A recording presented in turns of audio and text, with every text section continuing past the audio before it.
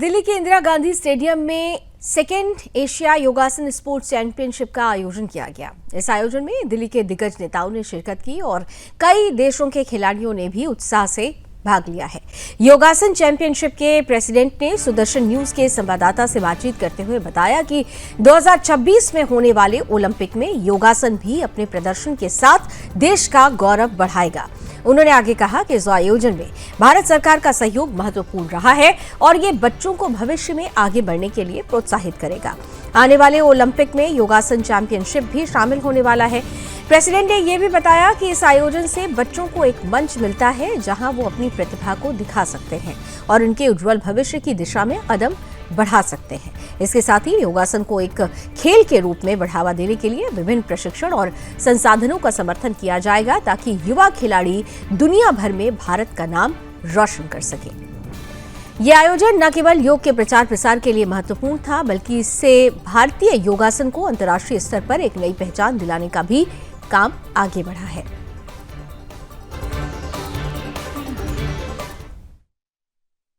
योगासन स्पोर्ट्स अब Asian games में शामिल हो रहा है। जापान 2026 में जो एशियन गेम्स होने हैं उसमें पहली बार एज ए डेमोन्स्ट्रेटिव स्पोर्ट योगासन को लिया जा रहा है और इससे अगला पड़ाव है ओलंपिक्स।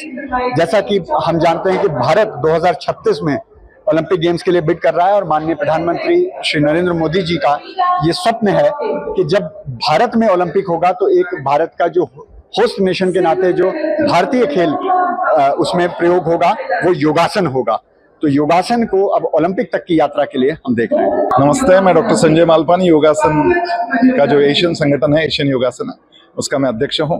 और हमारा वर्ल्ड योगासन जिसके अध्यक्ष परम पूज्य स्वामी रामदेव जी महाराज हैं, सेक्रेटरी जनरल हमारे डॉक्टर जयदीप आर्य जी हैं, हमारे भारत के अध्यक्ष श्री उदित शेठ जी है, रचित कौशिक जी है, उमंग द्वान जी है।